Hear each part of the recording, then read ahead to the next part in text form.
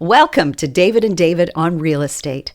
Join us as we explore the ins and outs of the real estate market. Good morning, everybody, and welcome to the David and David on Real Estate podcast. We are on episode number 52 today. 52. This is pretty special because we've expanded it today to be David and David and David. David cubed. You guys are going to kill SEO for anyone looking for David in real estate. Like our mothers couldn't come up with any other name. Our parents couldn't come up with any other name. It had to be David. Right? Well, I assume they all got together and made a pact. I thought it was so original. Exactly. Well, I like the name. I don't know about you guys, but I like the name. I'm a fan. Personally, I'm a fan. I like the name. While we're talking, did any of you ever refer to yourself as Dave? When I was younger, yes. And then I think when I became a professional, I probably stuck with David.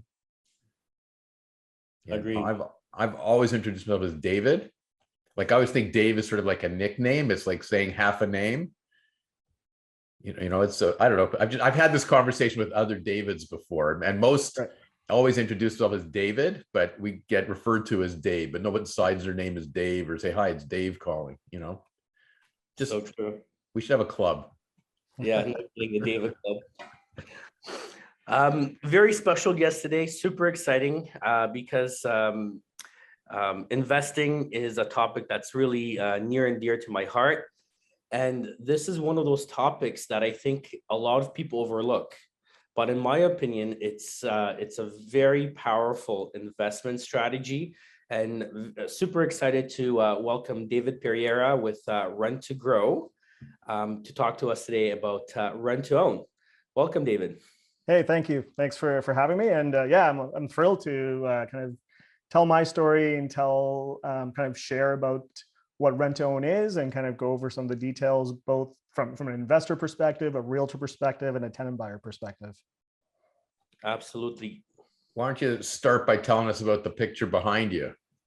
Sure. So this home right behind me is a house that I purchased in December 2020 with a partner of mine through kind of a rent to own structure. And we bought it in 2020 in Brampton. We paid about $680. And at that time, we agreed to sell it at around $800 to the people who are living in it today. And in 2020, this was post, we were in the kind of the heart of the pandemic. Real estate had cratered and then come back up very quickly. But we were fine capping our upside 800 because you know what, there's still plenty of profit there for us. And at the end of the day, we met the couple that was moving into the home. We liked them. We kind of got to know their story and loved the idea of helping them on their path to home ownership. And so as an investor in that property, I literally have done nothing for the last 16 months aside from cashing checks once a month. I get an email, e-transfer, and that's the extent of my sweat and labor with respect to this particular investment, which is very different than owning a triplex or a single family home where you are kind of the property manager. So it's a very different model for investors as well. That's amazing. Let's unpack that a little bit more. I mean, when you're finding one of these candidates for tenancy, the conversation is very different because if they know that at some point in the future, they're going to own their home, there's a completely different attachment to the property. They take care of the property in a different way. The property is virtually theirs, and that's what it feels like to them, right? So that's why when you speak about the fact that, you're not a property manager, you're only cashing checks, is because of their level of involvement and dedication to the home. Yeah, you're absolutely right. So the pride of home ownership certainly applies in this scenario. Effectively, what we're doing is we're giving a potential homeowner an extra 3-year window to get all their credit, their down payment, all their finances together so they can safely qualify for a mortgage and take ownership of that house.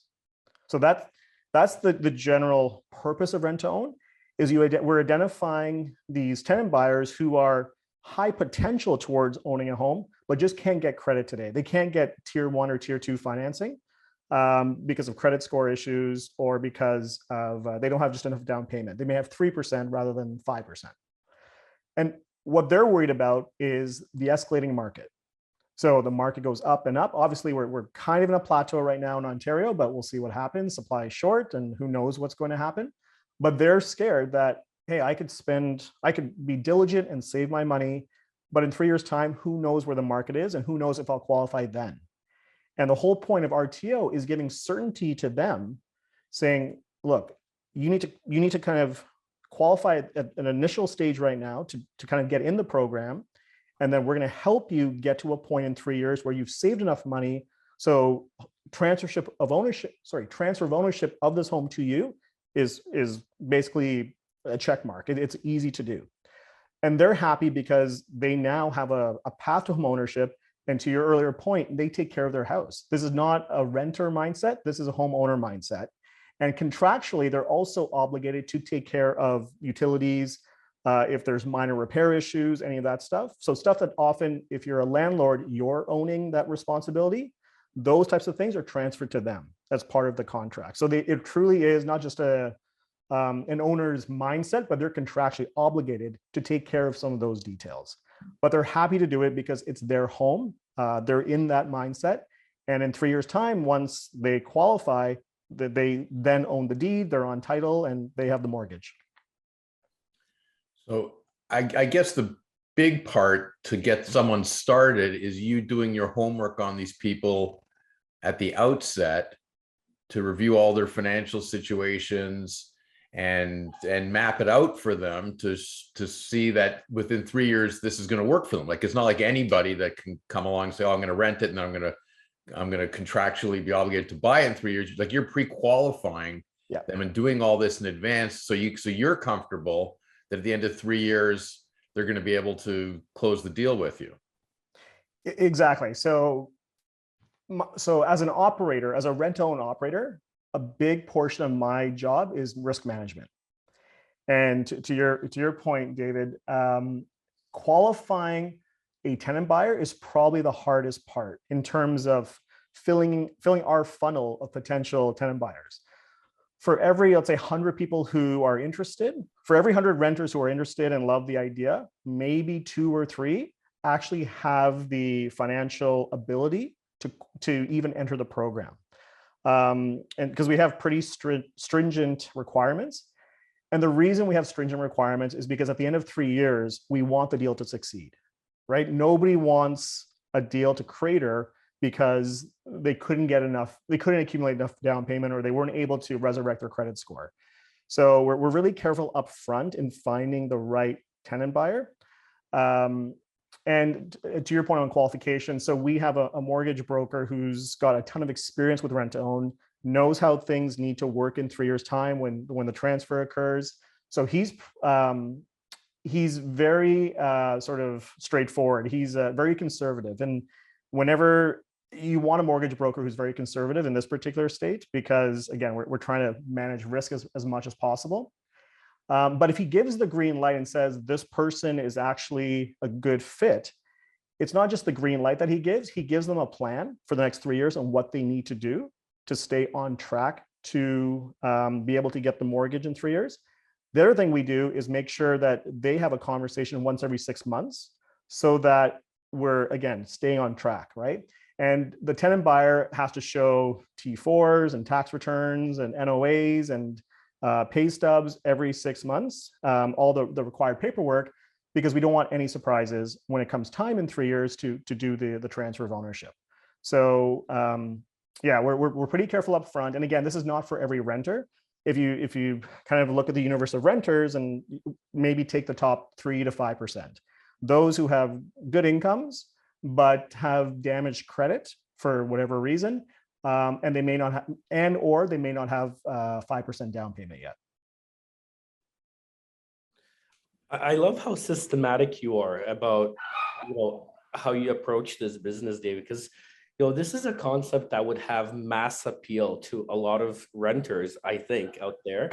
But like you said, in order for the deal to actually happen, there has to be a very strict guideline and a very strict control of, what that process looks like every step of the way, so that when, that exit strategy is triggered, we're sure that it can happen and that there's no issues and that the process goes very smoothly. One thing that comes to my mind is contractually, do you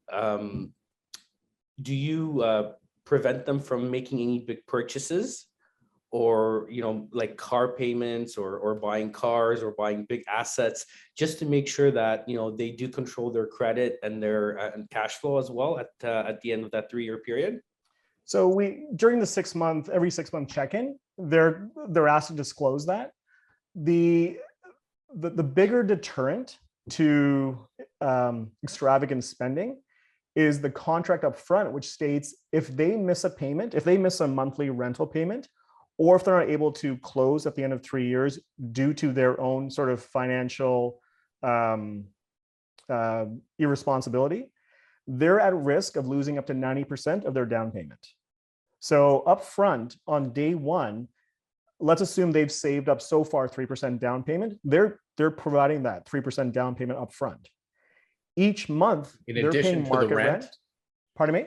Sorry, they're providing that in addition to the rent Yes. that they start to pay? Correct. So let's use some basic numbers here. Let's assume the home is $500K today, and they have a 3% down payment, so they have $15K. So they are upfront paying $15K towards this house, and then the investor is basically covering the rest, including all the closing fees and whatnot. Now let's assume market rent for this place is $2,000. So every month, the tenant buyer is paying the $2,000 in market rent to the investor. They're also paying an additional, let's say $500, called an option credit. That $500 is their money and it's forced savings, and it goes towards their down payment. So after 36 months, where they've paid an additional $500, 36 by 500 is $18,000. They've saved over 3 years an additional $18,000 plus the original $15,000 they paid. So their total down payment now is $33,000. And that is sufficient to, in terms of 5%, to buy their home. So that's how we help them get to a point where they have enough of a down payment to actually get the home in 3 years. But as I was saying, in the contract up front, we let them know that if you miss a rental or an option credit payment, or if you damage the home, there's a bunch of sort of things you obviously cannot do. You are at risk of losing up to 90% of your down payment. Now, I have zero interest in withholding 90% of anyone's down payment. I mean, these are life savings. That's not what the business is about. But the reason the contractual language is so strong, and David, I know you're a lawyer, so I think you can appreciate this. We want there to be a real deterrent. And this is something that we heavily communicate upfront so that people know exactly what they're getting into. This is not a grant. This is an alternative to bank financing. But at the end of the day, it's as serious. You're working your way towards a mortgage. There is a mortgage on the investor. So this is not funny money. This is all real. And it should be treated as so. So if push comes to shove and we have to have this conversation, we look at the tenant buyer and we see what's their record and why did they miss a rental payment, or why were they not able to get to the end. And if it's something that's really out of their control, like they did everything they could, but something happened out of their control and they communicated really well with us, we'll work with them and we'll give them a huge chunk of their down payment back, if not all of it. But if they were not a good tenant buyer and they broke the rules several times and did not communicate, then we have the right to withhold up to 90%. That's huge. It's massive.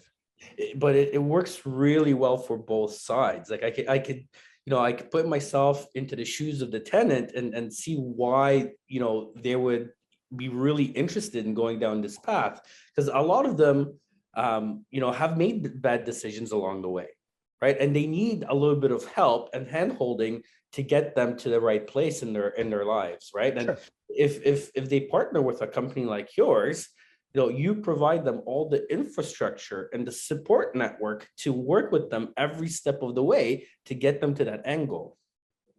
And that's it, right? And so it's support, it's infrastructure, and it's forced accountability. In terms of the profile of the tenant buyer, like how do they get in the situation? as you said, some of them may have made naive mistakes when it comes to finance and credit management, right? Some people just were not educated on managing their own money and may have made a bad purchase or missed payments, and so their credit score is damaged.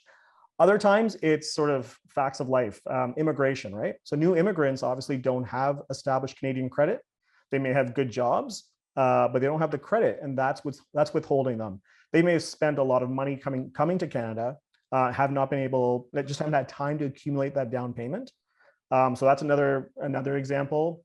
Somebody who went through divorce recently, and obviously had to sort of split assets, and there's lots of stories where the divorce, one of the, I guess, triggers of divorce was their partner had really bad credit management, which impacts the partner. So we try and sort of to go deeper and understand the story as part of our risk assessment. But there's lots of good renters that have damaged credit for a variety of reasons. And it's our job to understand what those reasons are and understand what's their commitment to improving that, and gauge whether they can stick to a plan to get to better credit and the sufficient down payment. So I've got a question, like using that house behind you as an example. So Yep. you buy it at a point in time based on current market, fair market value. You're buying it from somebody, right? You have your negotiation. It is what it is. But now you're agreeing to sell it basically to the renter 3 years later at a different price, right? So how are you determining what that price is going to be? Sure. So typical appreciation in most Ontario markets in a normal market is usually about 4 to 5%. That's the typical annual appreciation. And so we generally sort of peanut butter it and say 15% in 3 years is the new price. So for example, using our 500K house example, 15% of 500K is 75,000. So if today the investor bought the house at 500K, they would sign the paperwork to agree to sell the house to the tenant buyer at 575. Okay. Now there's a plus or minus 1%, again, depends on the market, but generally 15% is the rule that is reasonable enough for the tenant buyer. Like it's not a crazy number in terms of appreciation, but there's also enough there for the investor to be interested. So in terms of the value prop to the investor, why would someone passively give us money to and what's the expected return? So the way we kind of structure the deals, they'll be getting 20% annually per year on their money. So to use real numbers again, using that 500K example, if they're putting in 100K on day one, over the course of time, they're going to be receiving the monthly rental checks plus the option credit as part of cash flow. And then at 3 years' time, once the disbursements are done and the mortgage is completed and transferred over to the tenant buyer, the investor will receive funds up to get them in terms of their total return to 160K. So if they invested 100 upfront in 3 years' time, the total amount they will have received is 160. So they would have made $60,000 over the 3 years, which is 20% annual over 3 years. That's good. Now we know that some people are allergic to peanut butter, so Yep. so the peanut butter doesn't work for everybody. Sure. So because I'm just looking ahead and I'm saying, okay, that's a conservative estimate. You're buying 500 3 years from now, 575, like nothing unreasonable about that. Okay. But I know just before we started recording this, you mentioned you listened to our last podcast or something. What we talked about and how the market's shifting and how values aren't there. And even if, in a 3 years' time, they might qualify for a mortgage, but all of a sudden they're in a market like today's. And the appraisers are coming in, they're saying, 570 is not worth 575. Sure. It was maybe 2 months ago, but today when we're closing, we just did an appraisal today and we think it's still only worth 500,000 or it's 525. And we're not going to lend to you based on 575, which is your purchase price. We're going to lend a lesser amount, right? Sure. So what do you do in those situations? So one thing we try and do upfront to avoid those situations is we stay out of rural markets, right? So we're looking generally at markets where you can cash flow, which basically rules out the GTA for the most part. So markets you can cash flow, I would say tier 2, tier 3 markets where there's sufficient population there's enough demand, supply is generally limited. That's all we can control. And so those are one thing. That's one thing we do is like our geographical targets. We've looked at historicals, and again, historical does not necessarily prophesize the future, but we're trying to manage a risk by picking good markets we think are going to grow. But right now, everyone knows prices have come down, the market shifted. So what happens in 3 years' time? At that point, it's a bit of a conversation to be had. And so the the investor and ourselves, the operator, have a decision to make on what we want to do, and as well as the tenant buyer. The tenant buyer can walk away. They can say, you know what, I want to walk away. The house is only worth 500. I don't like this. And then they're at risk of losing their down payment. But because the situation is the market shifted, we would basically kind of work with them to say, you know what, you've been a good tenant. We're going to give you a massive portion back and you can walk away. And then the investor and ourselves continue to hold the house. So that's one option where the tenant buyer can walk away. Another option is we can come up with a new number that's fair to all parties. And so maybe if the house is still appraised at 500, has not moved, but we originally said 575, maybe we split the difference and go at 537, 540, and let's see if those numbers work for everybody. Another option is we extend the contract for another year. So rather than making a 3-year deal, let's add another year, see if the market rises again. We would redo sort of the terms. The tenant buyer would continue to pay their typical amount. The reason I'm kind of giving you these sort of different scenarios, we haven't faced it yet. We've been in this business generally in a rising market. So right. I've never had to experience what happens if values remain the same after 3 years. So I'm kind of giving you hypothetical, but we've definitely sort of thought about it. At the end of the day, there are decisions to be made. Our general ethos is what's fair for all involved. And we have to kind of figure out what are the intentions of everybody involved as well. Dave, I mean, one scenario you haven't talked about is the fact that, you know, you have this down payment originally, and you have this option payments that have also been accumulating. So if the market goes down and the tenant chooses not to go forward and purchase the property, then I'm assuming he would be in breach ultimately of his RTO contract. And, you know, to make the investor whole, part of that money from the rent option and the initial down payment would go back to the investor to make them whole from their investment as well. It would. So it's kind of shared risk, right? I know you very well, and I know that, you know, that's probably the last case scenario you would ever look at. Yep. But ultimately, I mean, you know, let's call a spade a spade. That's really what that money is there for as well. It is, and so at the end of the day, it's probably like the tenant buyer wanted a home to get to, right? Like that was their ultimate goal. If the value shifted 75K in our scenario, it doesn't mean it's a bad home. It doesn't mean they should walk away. If they're in it for the long haul, like I said, we've picked a good geographical market where there should be general demand, there's good jobs. Over 10 years, they'll be fine. And so what the problem is, because of the appraisal amount, they may not be able to qualify, or there may be different issues. We would probably work with them to keep them in the house. Because at the end of the day, the investor the investor had sort of committed for 3 years.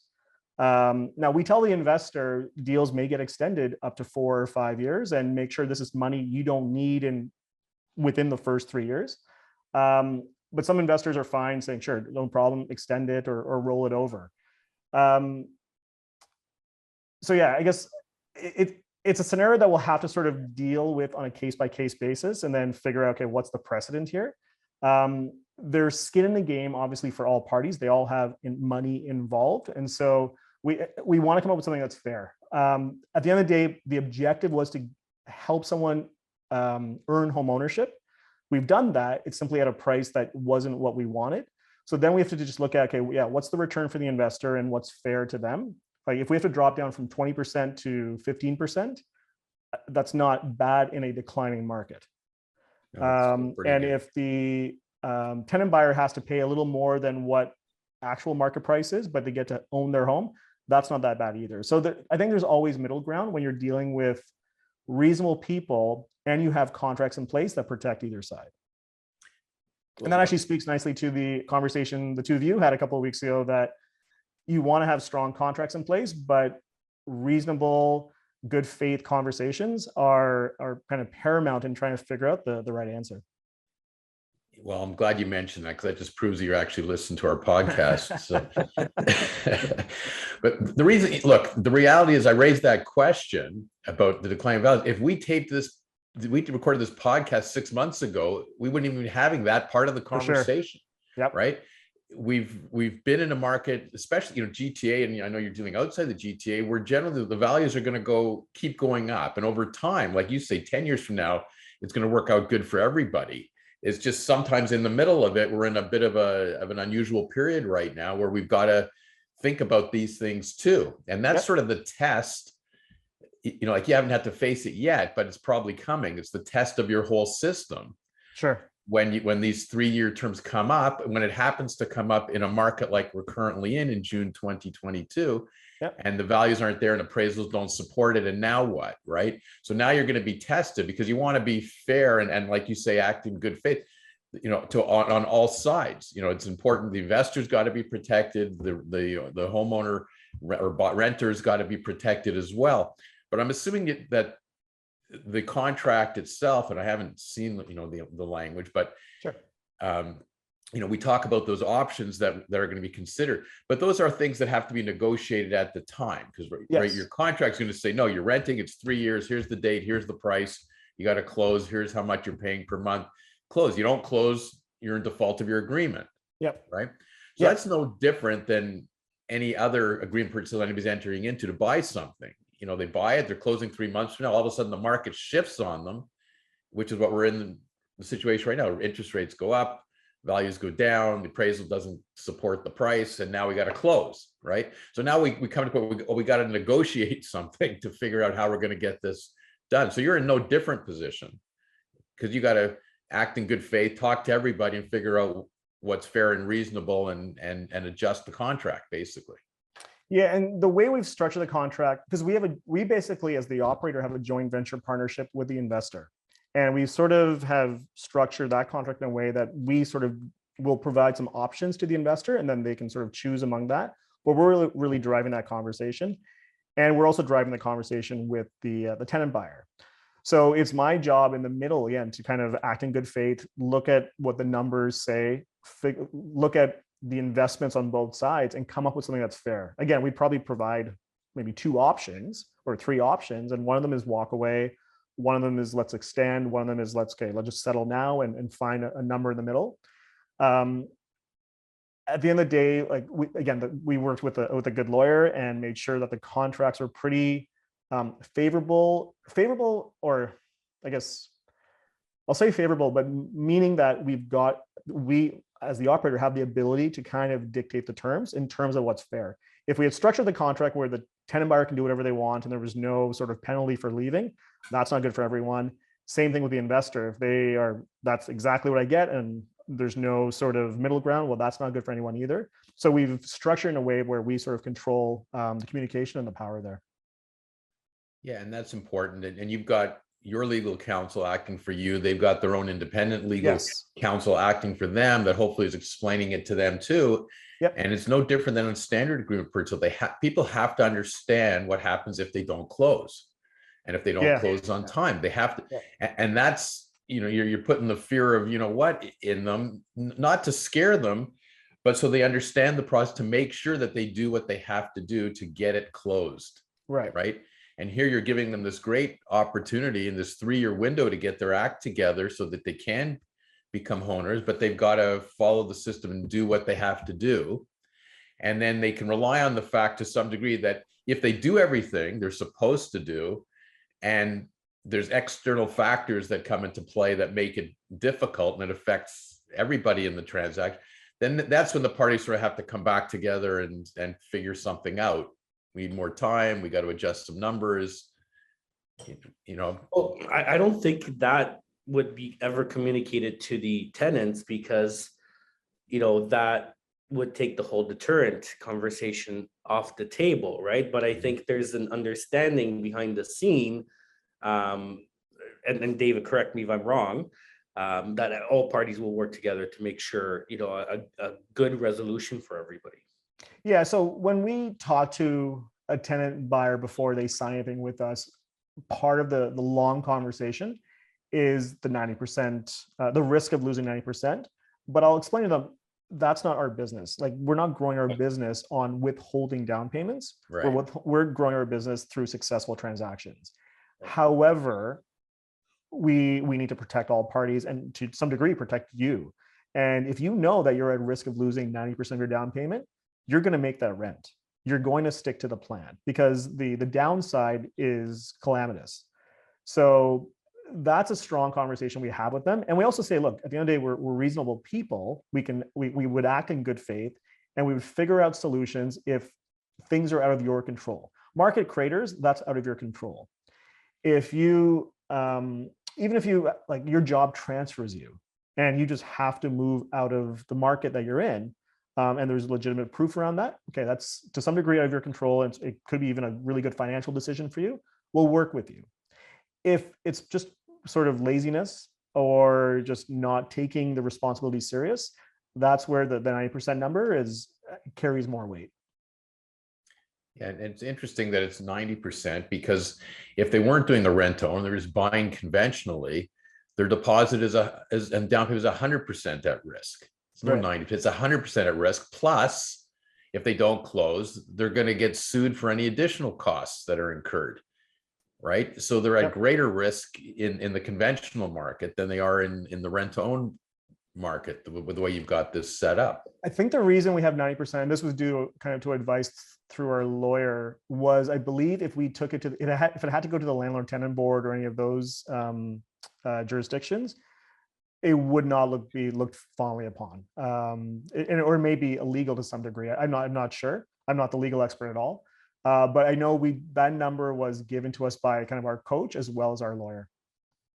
Yeah, I think it makes a lot of sense. And, to some degree, I think this is, anybody who kind of enters into an agreement like this, this is their last chance of really home ownership, right? Because they've worked so hard to save that 3% or 4% or 2%, whatever that number is. They got themselves into a bad situation in terms of credit or some other life decisions that they made.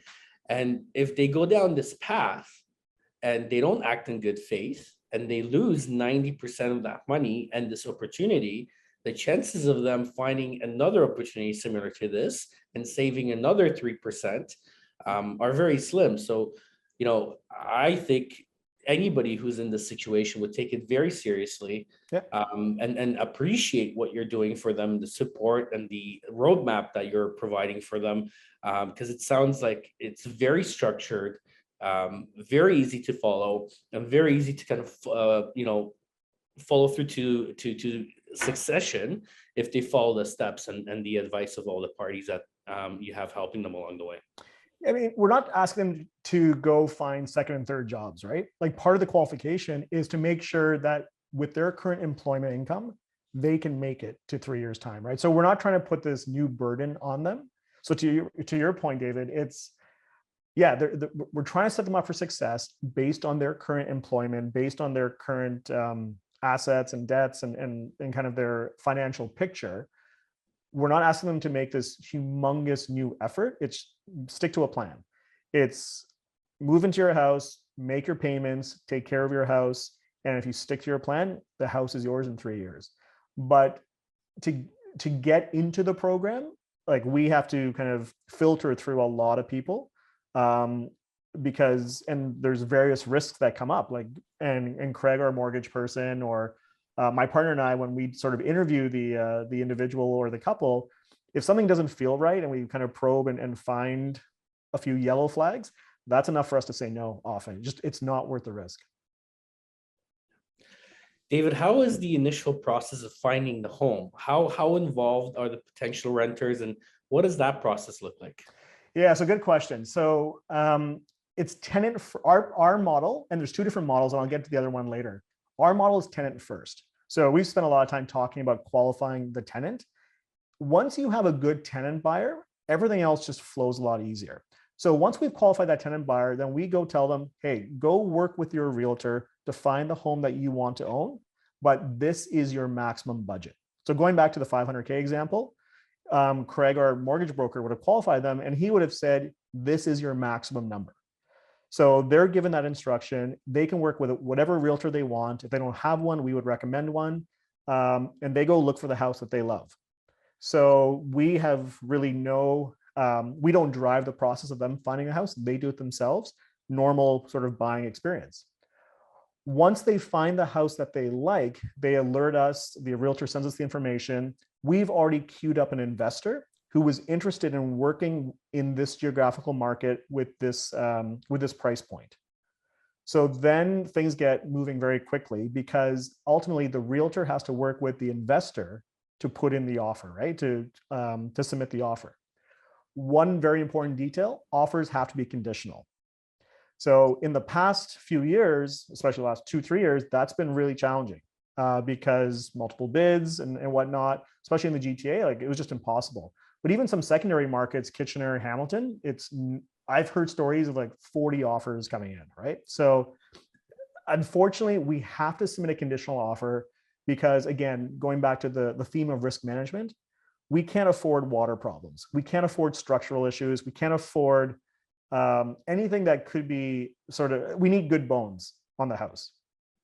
And so the conditional upon inspection, the inspection's done, the investor looks at the inspection report and ultimately makes a decision whether they are comfortable moving forward. So the question we always tell the investor is this a house you want to have in your portfolio?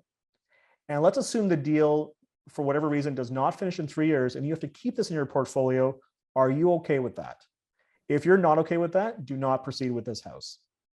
So the investor looks at the inspection report. The tenant buyer also looks at it to make sure they're not getting in over their heads with something that needs a lot of repairs that they're not comfortable with. But assuming that every party is comfortable with the inspection report, then we proceed. The investor has their financing already lined up, and it's a normal sort of closing process. So it's interesting that it's just from a realtor's point of view, and I'm sure this is spinning in David Gorski's head. Yep.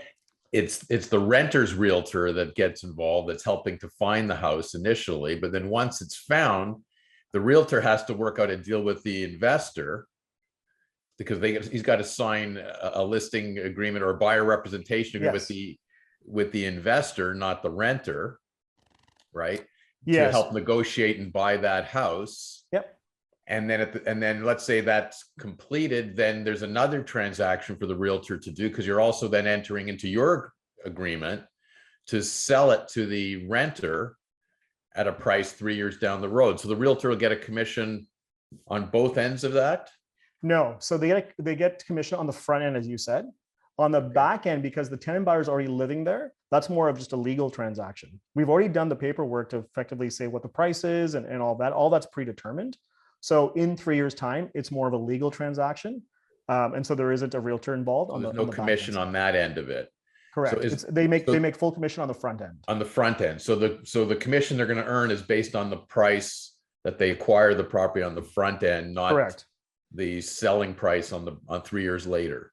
On the front, yes, exactly. So they would get, let's assume, a 2.5% of the 500K. They would get 12.5 on the front end. And then part of this is also there's a lease for 3 years. So is the realtor getting a commission on that lease as well?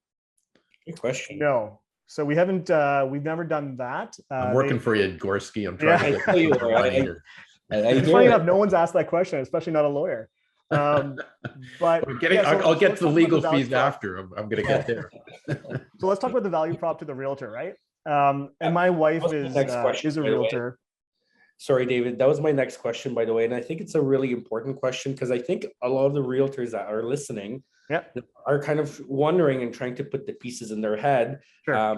What's in it for them and why is this so powerful? And I'm going to get to that a little bit after you answer your question, because I want to talk about marketing and how you can really use the rent to own strategy to go after business that, most realtors ignore. So if I can share my screen, I've got a quick slide here for realtors. Absolutely. Go And I ahead. know the folks on the listening to the pod can't hear it, so I'll definitely speak through it. So this slide is really for the realtors. You see sort of win-win on the top of the slide because rent to own truly is a win-win-win situation. Everybody makes some money in there. So the realtor gets commission, the investor gets their 20%, the homeowner gets their home. As an operator, we get our cut as well. None of us are maximizing our potential returns, and that's why this situation works. If I was an investor and I want to maximize returns, I wouldn't be doing RTO. But because everyone is willing to sort of take their fair share, that's why this scenario works. Now, as a realtor, reasons to be interested in RTO. Number one, finding a new audience to serve. So if you've been a lot of realtors can't spell RTO and they don't know the concept and they don't know how to explain it well to their rental clients. To sort of be able to bring this as an option is a bit unique. I mean, I've had a lot of one-on-one conversations with realtors and I've done webinars for sort of some of their clientele to sort of explain the concept. After a while, the realtor gets comfortable, but they need some handholding up front. But for them to be able to kind of talk articulately about this option is a big deal to the base of clients they have that aren't quite ready for home ownership yet, but could be in the future. RTO also helps the tenant buyer get financing when the tier 1 banks have said no, and some of the tier 2 lenders as well. Earning home purchase commission versus rental commission. So my wife is a realtor and I've seen her help a couple of renters, and the amount of work to be done and the amount of paperwork to be done. Let's assume rent was $2,000 a month and she gets a portion of that. Like, it's a tremendous amount of work. And it kind of shocked me how much work realtors put into rentals. And now I understand why typically they don't want to do it. Here, you are now switching from rental commission to purchase commission upfront. You're helping your renter clients get on the path of home ownership. So again, which was the objective. If you've got investors interested, you're helping them get 20% annually. We also give a $1,500 referral bonus if you introduce a qualified investor or tenant buyer to us. So from a realtor standpoint, you can make money on just the referral bonus. And all I need is sort of name and sort of basic information. We'll be qualifying them ourselves anyway. So really, it's almost like giving us a lead. But if that lead works out, they get qualified and then they get into a deal with us, the realtor will get a referral bonus. Plus, it's their relationship. They can absolutely be the realtor with that tenant buyer. So they would get the purchase commission as well. So hopefully there's enough reasons there to justify the effort for a realtor to get involved with something like this. Well, David, I think the most important thing for realtors to know is, there's a lot of circumstances where they're approached by a client who desperately want to become homeowners, but they can't because they don't have enough down payment, their credit isn't strong enough, or they're going through a life situation that is just putting them in a situation where they can't buy right now, right? Yep. And there could be a variety of reasons, people going through a divorce, having Exactly. child support payments, and just going through financial turmoil. They just had to, settle with their wife and move out of the house. And, their situation is such that, they have great income, maybe they have great credit, but there's just a huge strain on their finances at this very second. But 3 years down the road, everything is going to stabilize and it's going to look much different, right? But they don't want to just rent, and they want to know exactly what their future looks like, and they want to own a house. So this would be a great alternative to them, right? But the point that I want to drive across here is that there's so many situations from a marketing point of view that realtors could be going after that normally they pass on those situations. They never look at those clients, people with credit, people with not enough down payment. And there could be very targeted marketing messages that realtors could open up a whole completely different niche market that they've never really serviced or worked with before, that will allow those people to become homeowners. So to your point, we've done Facebook campaigns in various markets, right? And I'll do some broad messaging around the concept, but I much prefer to be targeted. My background's sales and marketing. And so I appreciate segmentation and going niche and really sort of honing in on a message that is very meaningful to a medium-sized group of people versus a generic message that is kind of like the spray and pray approach where you're trying to kind of capture everyone in a net. Yeah. So talking about immigration, right? I've done a bunch of Facebook ads targeting those who are new immigrants to Canada, where you know their credit is going to be an issue. But you also know a lot of them have great jobs and they just can't make their way through the bank. And so you can have messaging, you can have visuals and different ads that speak to them. To your point, people who've gone through a divorce, they need compassion, they need empathy, and they need sort of an option. And if they can qualify for this, that's another really good segment. Those who are recent grads. So there's a lot of recent grads coming out making close to 6 figures and feeling like their home ownership, I have zero shot at this. This is an option for them. They may partner with someone else to do it together. There's different ways to do it, but there are definitely segments in the market that you can approach. And then to geographies as well, right? And so we're looking at places like Cornwall, Welland, Kingston, St. Catharines, so kind of all around. We're not in the GTA because it's just impossible to cash flow. From the investor perspective, we only look at markets where we know that the market rent would cover property taxes, insurance, and mortgage. So it limits the markets we can operate in safely, but there are still plenty of great tier 2 markets, and doing specific campaigns in that area is something else that we've done, and we get lots of sort of engagement with that type of marketing as well. Yeah, and that's so important, right? Because I cringe when I see billboards that say, hey, look at me, I'm a realtor, right? With no really specific message behind the billboard. And, it's that whole throwing mud and hoping it sticks. Yeah. Whereas here, the message is much more specific.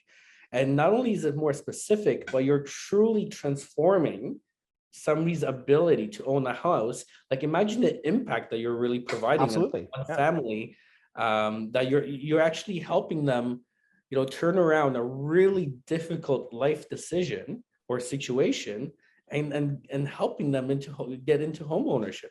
And think about what that's going to do for their credit, for their ability to borrow down the line, for their ability to live, for their ability to, change their financial course. So so as an investor, I started real estate investing about 9 years ago, and we owned a triplex, and we've got some condos and single family homes and duplexes.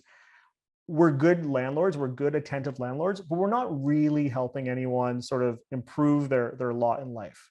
We're giving safe shelter, safe housing, we take care of issues. So I think we're doing our job as a landlord, but we're not really helping anyone. At the end of the day, market's gone up, we've made good money on that appreciation. So good for us, but there's that part of me that, it's not selfish, but there's that part of me that's like, okay, we can be doing something else here. And when I kind of rediscovered RTO and kind of the win-win-win sort of clicked in my head, and to your point, we're helping someone get home ownership. We're helping someone sort of gain some level of financial independence, allow them to build their own equity. There's something to be said about that. Like, I'm willing to take less profit as long as kind of it's worth my rate of return to help someone make that jump into home ownership. Given my investments, obviously I'm a believer in hard assets, and with inflation and with what's kind of just going on in the world, I think owning hard assets is probably a strong strategy. Why shouldn't we be helping others who are almost there kind of cross that hump and get there? So that's one of the other reasons I really do like RTO. Like, we're generally helping someone kind of achieve a dream of home ownership, which I think is going to be critical moving forward based on how sort of economy, inflation, and just general economics are proceeding. Well, one thing that I really like about your model, David, is I think you recognized right away that this isn't going to work for everybody. And it's like, oh, let's, like do the billboards and just put it out there. Anybody, that's currently renting, here's a way you can own your own property, and everybody should apply and get flooded with that, because you're telling people up front, like, this isn't for everybody. We got to do a lot of qualifications. We have to qualify the right tenant, potential buyer, and we have to qualify investors too. So you got a lot of work to do on your end. Yep. To make sure that you got the right tenant buyer and the right investors involved in this thing. And when you do that, and plus you got to find the right properties, and you're recognizing GTA is not a good place for you right now. And then when you do put it together, your chances of success are really, really strong. Your chance of getting the win-win-win is really, really good, because you're doing all that in advance. It's not like you're just throwing it out there, apply here, and you're going to have a lot of, fail, and lose. Like your odds of success, I think, because of the model you have, are really high. Yeah, and to be honest, like, we learned this model as an investor. The kind of the group that we sort of invested with learned a ton from them. Then we kind of hired a coach that had a ton of experience with RTOs, learned a lot from her. We interviewed a bunch of other RTO companies in Ontario, and sort of stole the best ideas that we could find and put together sort of our model. RTO is not a new model. As I mentioned, our approach is tenant first, where we spend a lot of time up front getting the right tenant. There are other models out there that are property first. And if you ever Google RTO scam, or rent to own scam, or rent to own sucks, you're probably going to find property first models. And the difference is this: someone buys a property with the intent of selling it to a tenant buyer. But once you've bought a property, you've got carrying costs pretty quickly. And when you have not found a tenant buyer over 2 or 3 or 4 months, your decision making can start to wane a little bit, and you may sort of loosen your standards in terms of who you place in there. And so that's one risk of property first, is as the investor, or as the person placing the tenant, because of the stress of the carrying costs, you may make a poor decision on who you place in there. Another thing I've heard commonly is that they don't take enough time explaining the ramifications and all the contract and everything that the tenant buyer should know upfront. Often they just get excited about the idea of home ownership could be mine. They sign papers sort of willy-nilly, and they move forward, and then something happens, and then all of a sudden they lose their down payment, and they're shocked by this.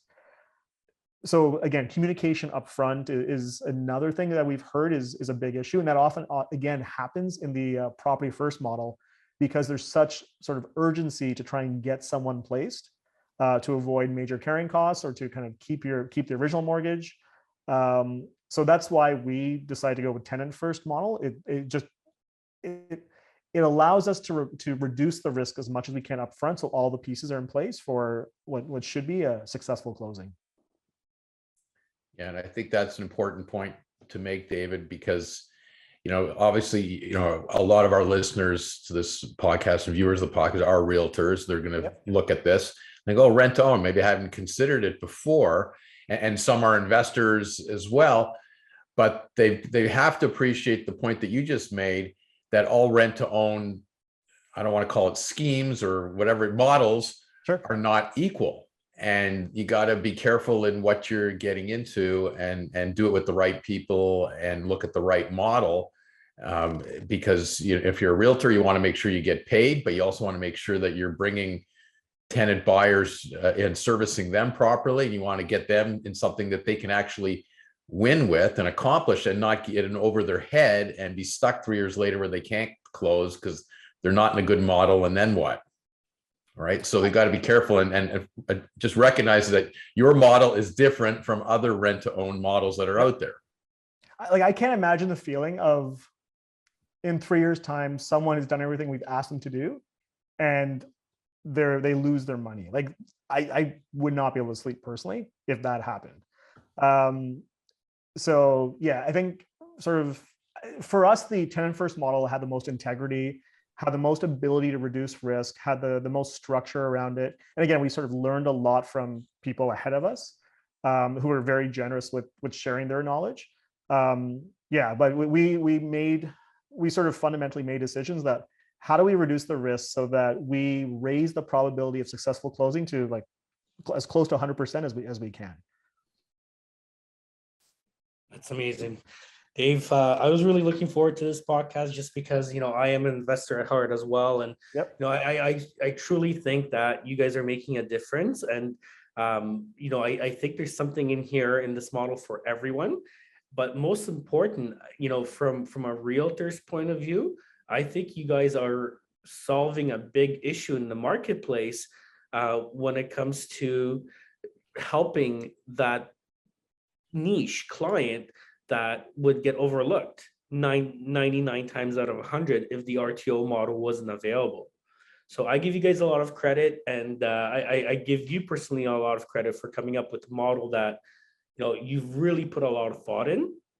And I love the whole concept of tenant first. I think it works really well. I think it really gives you a lot of time up front to have those tough conversations, explain everything, and really structure a relationship. Because David Korman and I, we talk about relationships a lot on podcasts, right? It's and huge. How important they are, right? And I think that relationship is the key to everything. Absolutely right. Like, it's not just, yes, we qualify them on paper and we look at the finances, or we have mortgage professionals do that work, but it's the relationship and it's the intent and it's the like, why are they doing this and what happened in the past and how confident are we that these are people who should be renting a home with us, and how confident are we that they've got the drive to make it to the end, to actually close on the transaction. So getting to know people is a huge part of it, and that's, I think, for any sort of I think that applies all over real estate. But yeah, for us, it's massive. And even with the investors, right? When we're investing, we're talking to the investors and we're trying to understand what's their intention. And we're explaining to them, you have all these different options in terms of where to put your money and where to put your HELOC. Why, like, we almost, to some degree, almost not talk them out of it, but we want to explain to them, you've got tons of options and here's what's unique about us. And if you're looking for amazing returns, if you're looking for 40% returns, but you're willing to do the work, then RTO is not for you, and that's fine.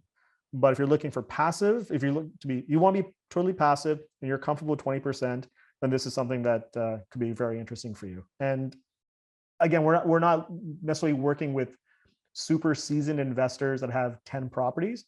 It's often, this might be their first or second. They want hands off. They didn't like the idea of managing toilets and tenants, and they just want to kind of take money from their HELOC and put it and get their money to work for them.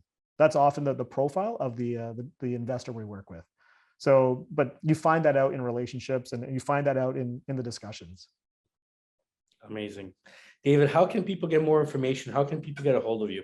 Sure. So our website is renttogrowhomes.com. I will, and my name is David Pereira. My email address is info@renttogrowhomes.com. I will send you a couple of things that maybe you can put on, you can link on the YouTube channel or in the show notes of the pod. But yeah, if, as I mentioned, for realtors who are listening, we have some juicy referral programs that require very little work from your end. And you are absolutely can be the realtor on the buying side with your renter tenants. So we're excited to work with you. The other thing, as I mentioned, is I'm happy to do webinars like this for a realtor who want to expose their clientele to something like this. It's a really good value add, right? If you can bring someone who can speak to this and you get 3 or 5 potential clients who may have never heard of rent to own, that could be a differentiator for a realtor. And I'm happy to do those kind of half-hour talks and answer any questions. Amazing. Well, this has been great. David on real estate. We're taking it to the next level. Yeah. David, thank you so much for coming on. It was great having you. Great conversation, and lots of value information for everybody. So thank you very much for joining us.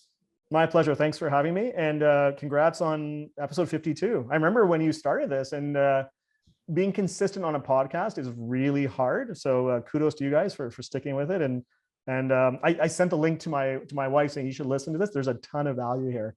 So yeah, congrats to you guys as well. Thanks, David. Thank you. Appreciate that.